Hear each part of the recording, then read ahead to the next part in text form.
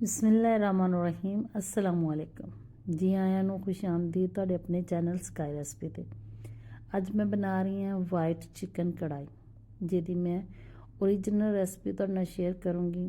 Recipe share ਕਰਨ ਤੋਂ ਪਹਿਲੇ ਮੈਂ ਤੁਹਾਨੂੰ ਦੱਸ ਦੇਵਾਂ ਕਿ ਇਸ ਕੜਾਈ ਦੇ ਵਿੱਚ ਪਿਆਜ਼ ਟਮਾਟਰ ਇਸਤੇਮਾਲ ਨਹੀਂ ਹੁੰਦੇ, ਨਾ ਹਲਦੀ ਔਰ ਨਾ ਹੀ ਸੁਰਖ ਮਿਰਚ ਇਸਤੇਮਾਲ ਹੁੰਦੀ ਹੈ। ਇਹਦੇ ਵਿੱਚ ਕੀ ਇਸਤੇਮਾਲ ਹੁੰਦੇ ਆ, ਆਓ ਦੇਖੀਏ ਵੀਡੀਓ ਦੇ ਵਿੱਚ। ਸਭ ਤੋਂ ਪਹਿਲਾਂ ਚਿਕਨ ਧੋ ਕੇ ਸਾਫ਼ ਕਰ ਲੈਣਾ। ਜਿੰਨਾ ਤੁਸੀਂ ਚਿਕਨ ਬਣਾਉਣਾ, ਮੈਂ 1 kg ਚਿਕਨ ਲਿਆ। ਇਹਦੇ ਵਿੱਚ ਹਸਬੇ ਜ਼ਰੂਰਤ ਨਮਕ ਪਾ ਲਓ। 1 ਖਾਣੇ ਦਾ ਚਮਚ ਲਸਣ ਅਦਰਕ ਦਾ ਪੇਸਟ ਫਰੈਸ਼ ਵਾਲਾ ਕੁੱਟ ਕੇ ਇਹਦੇ ਵਿੱਚ ਪਾ ਲਓ। ਔਰ ਫਿਰ ਤੁਸੀਂ ਇਹਦੇ ਵਿੱਚ ਪਾਉਣਾ ਗਰਮ ਪਾਣੀ ਦਾ 1 ਕੱਪ। ਗਰਮ ਪਾਣੀ ਹੋਵੇ ਤਾਂ ਬਹੁਤ ਜ਼ਬਰਦਸਤ ਆ, ਲਾਜ਼ਮੀ ਹੈ ਕਿ ਗਰਮ ਪਾਣੀ ਹੀ ਪਾਓ।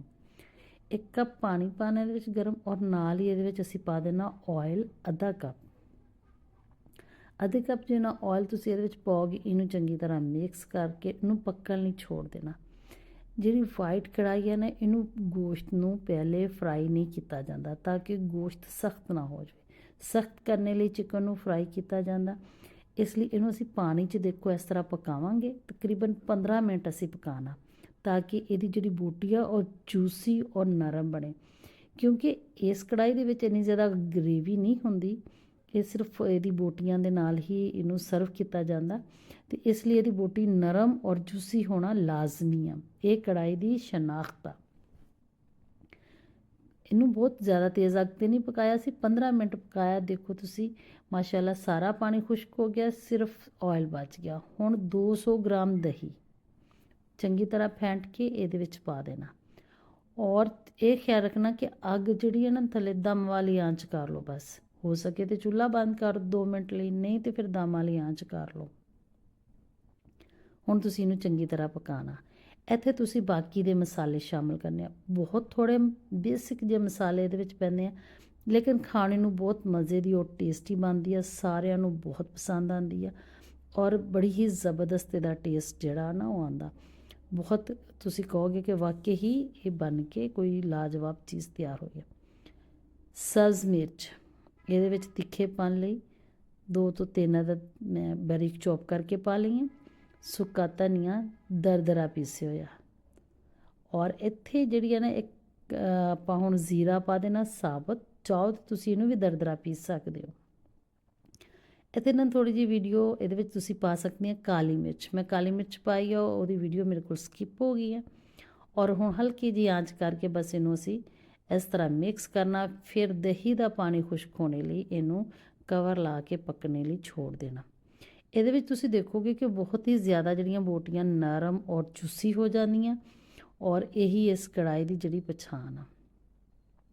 ਅਜੇ ਤੁਹਾਨੂੰ ਬਹੁਤ ਜ਼ਿਆਦੀਆਂ ਰੈਸਪੀਆਂ ਮਿਲਣਗੀਆਂ ਜਿਹਦੇ ਵਿੱਚ ਇਹਦੀ ਬਹੁਤ ਜ਼ਿਆਦਾ ਗ੍ਰੇਵੀ ਦਿਖਾਈ ਜਾਂਦੀ ਆ, ਉਹ ਬਿਲਕੁਲ ਵੀ ਓਰੀਜਨਲ ਰੈਸਪੀ ਨਹੀਂ ਹੈਗੀ। ਇਹ ਅਸੀਂ ਹੁਣ ਪਾਇਆ 1 ਚਮਚ ਭਰ ਕੇ ਖਾਣੇ ਵਾਲਾ ਕੋਕੋਨਟ ਪਾਊਡਰ, ਯਾਨੀ ਕਿ ਨਾਰੀਅਲ ਦਾ, ਤੁਸੀਂ ਇਹਨੂੰ ਬਰਾਦਾ ਕਹਿ ਲਓ, ਚੂਰਾ ਕਹਿ ਲਓ, ਕੁਛ ਵੀ ਕਹਿ ਲਓ, ਉਹ ਵਾਲਾ, ਜਿਹੜਾ ਇਹਦੇ ਟੇਸਟ ਨੂੰ ਜ਼ਬਰਦਸਤ ਕਰੇਗਾ। ਇਹਦੇ ਵਿੱਚ ਜਿਹੜੀ ਖਾਸ ਜਿਹੀ ਖੁਸ਼ਬੂ ਹੁੰਦੀ ਹੈ ਨਾ, ਉਹ ਇਹਦੇ ਦੀ ਵਜ੍ਹਾ ਨਾਲ ਹੁੰਦੀ ਹੈ।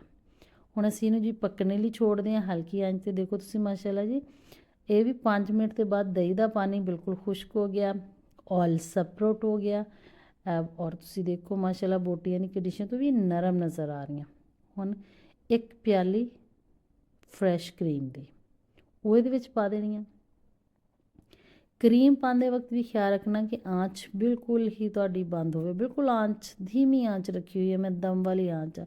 ਬਸ ਕਰੀਮ ਪਾ ਕੇ ਇਹਨੂੰ ਜ਼ਿਆਦਾ ਨਹੀਂ ਪਕਾਉਣਾ, ਸਿਰਫ 2 ਮਿੰਟ ਕਰੀਮ ਨੂੰ ਮਿਕਸ ਕਰੋ ਇਹਦੇ ਵਿੱਚ ਜਿਹੜਾ ਤੁਸੀਂ ਚੰਗੀ ਤਰ੍ਹਾਂ, ਤੇ ਔਰ ਇਹਨੂੰ ਜ਼ਿਆਦਾ ਤੋਂ ਜ਼ਿਆਦਾ 2 ਮਿੰਟ। ਇਹਦੇ ਵਿੱਚ ਸਬਜ਼ ਮਿਰਚ ਥੋੜ੍ਹੀ ਜਿਹੀ ਕੱਟੀ ਹੋਈ ਮੈਂ ਇਹਦੇ ਵਿੱਚ ਪਾਊਂਗੀ। ਤੁਸੀਂ ਅਗਰ ਉੱਪਰੋਂ ਅਦਰਕ ਛਿੜਕਣਾ ਚਾਹੁੰਦੇ ਹੋ ਉਹ ਇਹਦੇ 'ਚ ਪਾ ਦਿਓ। ਔਰ ਬਸ ਇਹਨੂੰ ਸਿਰਫ 2 ਮਿੰਟ ਲਈ ਇਹਨੂੰ ਦਮ ਵਾਲੀ ਆਂਚ 'ਤੇ ਰੱਖੋ। ਕਿਉਂਕਿ ਤੁਸੀਂ ਦੇਖੋਗੇ ਕਿ ਜਦੋਂ ਤੁਹਾਨੂੰ ਵਾਈਟ ਕੜਾਈ ਰੈਸਟੋਰੈਂਟ 'ਚ ਸਰਵ ਕੀਤੀ ਜਾਂਦੀ ਹੈ, ਉਹਦੇ ਵਿੱਚ ਸਿਰਫ ਕਰੀਮੀ ਹੀ ਇੱਕ ਕਰੀਮ ਜਿਹਦਾ ਟੈਕਸਚਰ ਆ ਜਿਹੜਾ ਨਜ਼ਰ ਆਉਂਦਾ, ਕਰੀਮ ਸਾਨੂੰ ਨਜ਼ਰ ਆਉਂਦੀ ਹੈ, ਵਾਈਟਨੈਸ ਇਹਦੀ ਬਰਕਰਾਰ ਰਹੂਗੀ ਕਰੀਮ ਦੇ ਨਾਲ। ਔਰ ਤੁਸੀਂ ਇਹਦੇ 'ਤੇ ਬਸ ਹਲਕੇ ਜਿਹੇ, ਅਗਰ ਤੁਸੀਂ ਸਪਾਈਸੀ ਥੋੜ੍ਹਾ ਜਿਹਾ ਪਸੰਦ ਕਰਦੇ ਹੋ, ਅਤੇ ਵੈਸੇ ਇੰਨੀ ਸਪਾਈਸੀ ਹੁੰਦੀ ਨਹੀਂ, ਤੁਸੀਂ ਸਬਜ਼ ਮਿਰਚ ਪਾ ਦਿਓ। ਸਬਜ਼ ਮਿਰਚ ਪਾਉਣੇ ਤੋਂ ਬਸ ਸਿਰਫ ਇਹਨੂੰ 2 ਮਿੰਟ ਲਈ ਰੱਖਣਾ, ਬਹੁਤ ਦਮ ਵਾਲੀ ਆਂਚ 'ਤੇ। ਔਰ ਤੁਸੀਂ ਦੇਖੋ ਮਾਸ਼ਾਅੱਲਾ ਇਹਦਾ ਆਇਲ ਹੈ ਜਿਹੜਾ ਉਹ ਵੀ ਸੈਪਰੇਟ ਹੋ ਗਿਆ, ਔਰ ਇਹਨੂੰ ਹੁਣ ਮੈਂ ਤੁਹਾਨੂੰ ਮਿਕਸ ਕਰਕੇ ਦਿਖਾਉਂਦੀ ਹਾਂ। ਇਹ ਦੇਖੋ ਮਾਸ਼ਾਅੱਲਾ ਬਹੁਤ ਹੀ ਜ਼ਬਰਦਸਤ ਜੂਸੀ ਜੀ ਸਾਡੀ ਕੜਾਈ ਬਣ ਕੇ ਤਿਆਰ ਹੋ ਗਈ ਹੈ।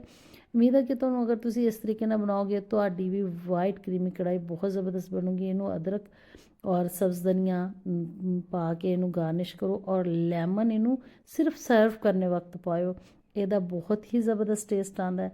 ਇਹਦੇ ਨਾਲ ਆਪਣਾ ਰੱਖੋ ਖਿਆਲ। ਮੈਨੂੰ ਦਿਓ ਇਜਾਜ਼ਤ। ਅੱਲਾ ਸੋਨੇ ਦੇ ਹਵਾਲੇ।